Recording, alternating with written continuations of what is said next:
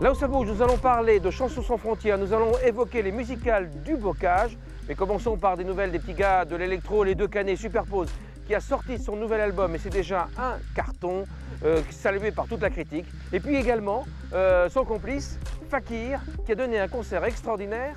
C'était au Printemps de Bourges. Quelques extraits.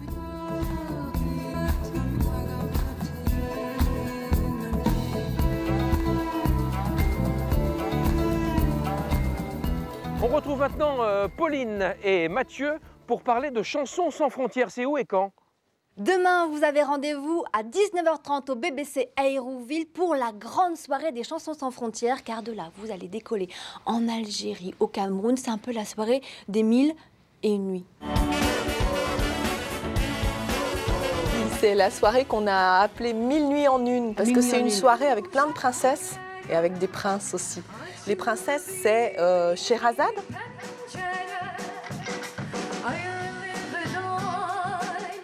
Une voix merveilleuse, beaucoup de charme, beaucoup de talent, vraiment à découvrir. Elle chante dans plein de langues différentes, elle chante en arabe, mais elle chante aussi en russe, elle chante en turc, en arménien, une voix splendide. L'autre princesse, c'est Lola Kalfa, une photographe algérienne très talentueuse dont vous allez découvrir les images pendant la soirée. Ensuite, une jeune Camerounaise de 22 ans qui est journaliste et qui a gagné le premier prix du concours Chansons sans frontières et qui sera sur scène pour entendre sa chanson mise en musique par une autre très belle artiste, Loxwan. Il deviendra presque soudain ou dans longtemps, plutôt moins vite, hier, demain, voire entre-temps. Il deviendra de par avant, ou bien d'alors, de naguère, de n'importe quand. Par où d'abord il deviendra.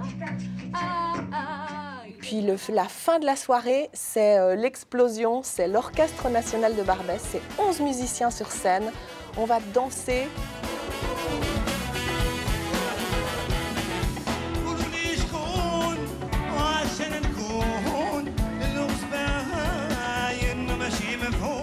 Donc c'est à 19h30 au BBC à Hérouville pour la soirée 1000 nuits en une. En une.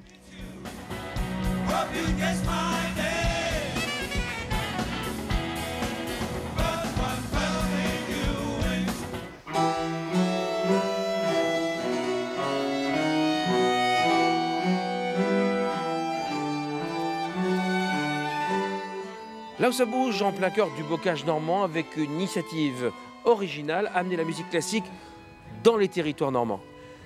Effectivement, notre but, c'est ça, c'est d'amener de la musique à un large public, et en particulier un public de jeunes. Ça s'appelle les musicales du bocage. Voilà, son nom dit bien ce que ça veut dire. Et par ailleurs, deuxième objectif aussi, c'est donner une chance à des jeunes musiciens issus des conservatoires les plus prestigieux de France, dont le Conservatoire national de Paris, il y en a à Strasbourg, il y en a de Limoges, de façon à leur donner la chance de pouvoir jouer ensemble et donner les premiers concerts de leur future carrière.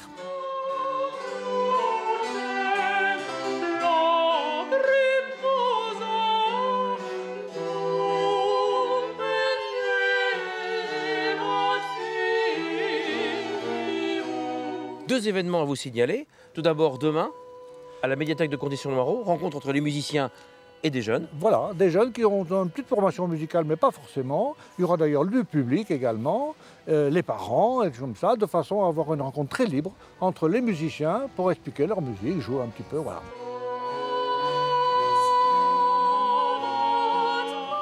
Et ensuite, vendredi, alors là, 1er mai, c'est le concert. C'est le concert de soir. Les musicales du bocage. Voilà. Où ça, vous avez dit? À Saint-Martin, donc l'église Saint-Martin à Condé-sur-Noireau, qui est l'ancienne église de Condé, qui est une très bonne église sur le plan musical en tout cas. Et là, ces jeunes donneront un concert dans lequel nous aurons des œuvres baroques, c'est-à-dire des œuvres de Handel, de Pergolèse, de Vivaldi. Pergolèse, il y a le Sebat Mater qui est très très célèbre. Deuxième édition des musicales du bocage. Voilà, exactement.